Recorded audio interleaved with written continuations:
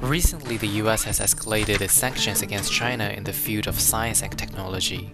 One of its means is that the US has long-standing practice of exerting frequent law jurisdiction over persons or entities domiciled or resident outside the territory of the sanctioned state for a long time to advance hegemonic diplomacy and pursue economic interests.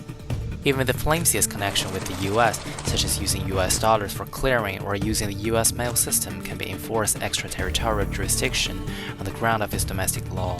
The US has also been wantonly penalizing or threatening foreign companies by exploiting their reliance on dollar-denominated businesses, the US market, or US technologies.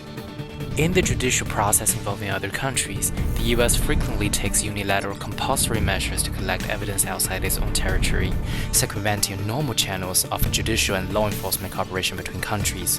It would directly ask banks and internet firms that have branches or are listed in the US to provide evidence such as account information and data located outside the US. When other countries try to raise démarches, the US would always respond by citing excuses such as judicial independence. These typical examples of long-arm jurisdiction have severely damaged other countries' judicial sovereignty and the legitimate rights and interests of those subjects of evidence collection. To this end, the US has gradually developed a massive, mutually reinforcing and interlocking legal system for long-arm jurisdiction to practice long-arm jurisdiction, which features a division of labor among departments and interagency collaboration. The President and Congress are the main decision makers when it comes to the sanctions. At the heart of the sanctions enforcement is the Office of Foreign Assets Control, OFAC, an agency under Treasury responsible for freezing assets subject to US jurisdiction, formulating and adjusting lists of sanctioned individuals and entities, and reviewing and issuing licenses. The Department of State's Office of Economic Sanctions Policy and Implementation, SPI, is responsible for developing and implementing foreign policy-related sanctions. The Bureau of Industry and Security, BIS, an agency of the Department of Commerce, administers separate lists from the OFAC.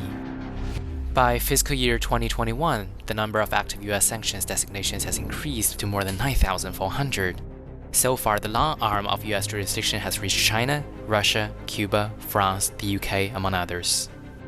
Despite resorting to the WTO dispute settlement procedures where its Section 301 procedures are a violation of international law, the US continues to launch various unilateral Section 301 investigations on other countries and keeps all existing Section 301 tariffs unchanged. Such actions have blatantly trampled on the purposes and spirit of the multilateral trading system, eroded the cornerstone of the system's operation, and even caused humanitarian disasters in many countries. The US long-arm jurisdiction has become a tool for its public power to suppress competitors and meddle in normal international business activities, announcing the US' complete departure from its long-standing self-proclaimed champion of labor markets economy.